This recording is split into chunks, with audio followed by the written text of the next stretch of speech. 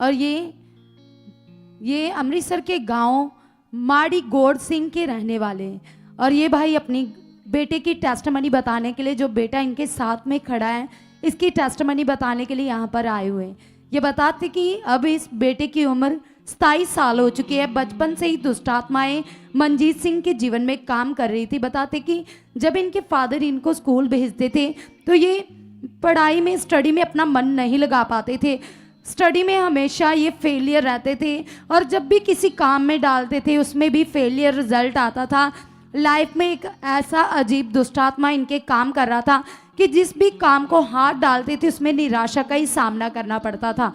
और बताते कि लगातार दुष्ट आत्मा इस भाई के सपनों में आकर इसको तंग करता था, सर के ऊपर आ जाता था, खेलता था।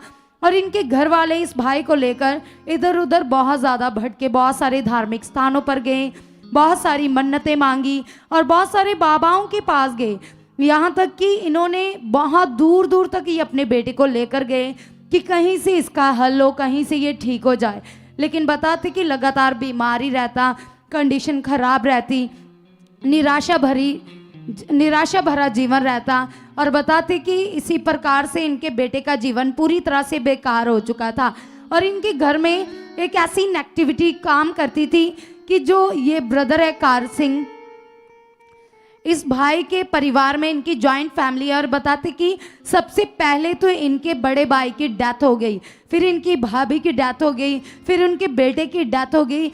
एक ही घर में 3 डेथ लगातार हुई। और उसके बाद दुष्ट आत्मा का प्रभाव इनके बेटे के जीवन में इतना ज़्यादा बढ़ना शुरू हो गया कि जब इनका बेटा 26 ईयर का हुआ, मतलब 26 साल का हुआ, तो इन्होंने सोचा कि अब इसकी शादी कर देते, क्योंकि कोई काम तो ये करता नहीं है, हर काम में निराशा है, तो इसकी शादी कर देते।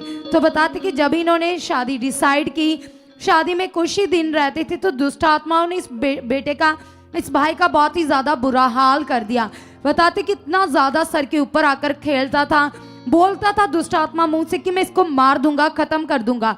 तो ये बताते कि कई प्रकार के बाबे, तांत्रिक बाबे इनके घर आए उपाय करने के लिए, लेकिन वो भी डर जाते थे। ऐसा बोलते थे कि ये शैतान बहुत ही बड़ा है, हम इसे शांत कर सकते लेकिन निकाल नहीं सकते, ये हमारे बस की बात नहीं है। तो ये बताते कि उसके बाद कलीसिया ऐसा हुआ कि इनका एक और भाई है कार सिंह का, ये बताते कि वो किसी और चर्च जाते, तो उन्होंने इनको बताया कि आप हमारे साथ चर्च लेकर जाओ।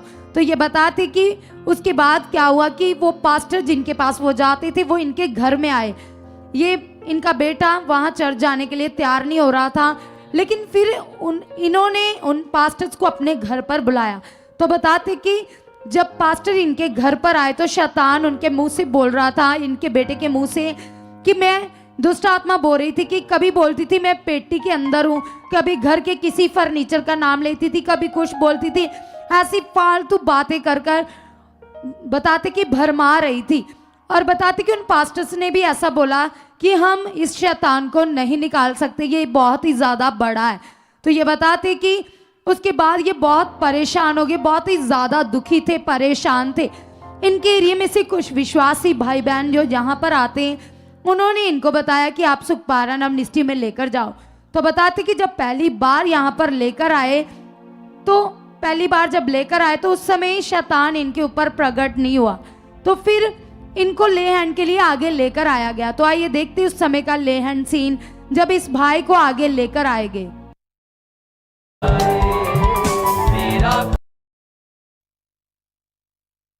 बताते कि जब इस भाई को आगे लेकर आए तो शैतान तो प्रकट नहीं हुआ। जैसे ही अपोस्टल जी ने हाथ रखा, सामर्थ को रिलीज किया, तो ये पीछे गिर गया।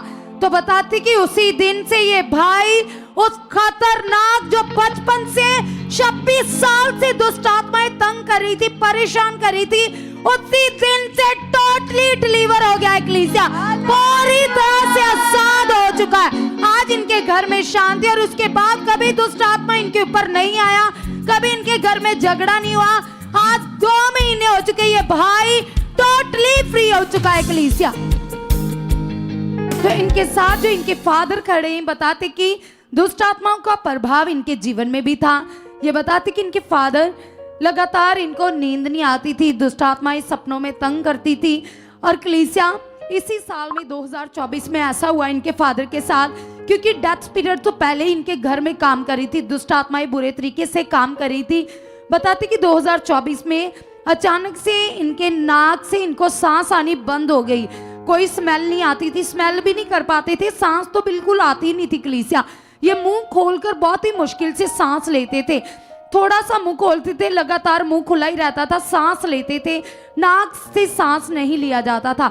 और जब इन्होंने टेस्ट करवाए तो डॉक्टर के दौरान इनको पता चला कि कैंसर के सिम्टम्स इनके अंदर आ चुके हैं। आज ये अपने साथ अपनी रिपोर्ट्स नहीं लेकर आए, लेकिन उन रिपोर्ट्स में कैंसर आ चुका था। डॉक्टर ने इनको बोला था कि आपको नाक का कैंसर हो चुका है।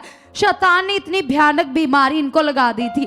तो ये बताते कि ये कुछ भी अच्छे थे, खाते भी थे, तो इनको खाना भी डाइजेस्ट नहीं होता था, ना ही रात को सो पाते थे, पूरी रात जागते रहते थे, बहुत ही ज्यादा बुरा हाल था। इस भाई को ऐसा लग रहा था कि शायद अब मैं नहीं बच पाऊंगा। तो ये बताते कि फिर जब ये पहली बार अपने बेटे को लेकर आए, Manju, I am coming for you.